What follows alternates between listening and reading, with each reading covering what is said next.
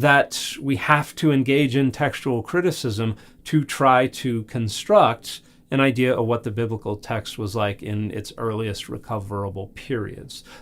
And here we have another misleading statement from Dan McClellan. He's saying here that without modern scholarship, we really wouldn't know what the Bible says, which is a pretty dumb thing to say considering it's just not true, right? We have over 5,000 manuscripts in Greek alone of the New Testament. Just Greek. When you add all the other languages, it's about 20,000 manuscripts that we have. Those aren't full Bibles, right? Those some of them are partial fragments. Some of them are larger manuscript copies.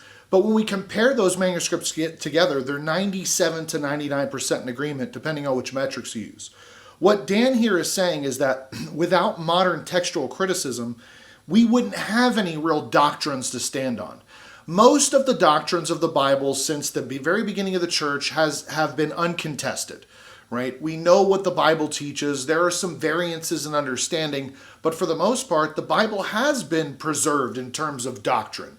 Textual criticism, as you know it today, really didn't exist for the majority of human history. Textual criticism, as we know it today, is focused on refining our understanding of the text, not creating a new Bible. So what Dan is really trying to do here is manipulate you into thinking that without modern scholars, we don't understand the text, which is a lie. So again, Dan continues to produce videos like this.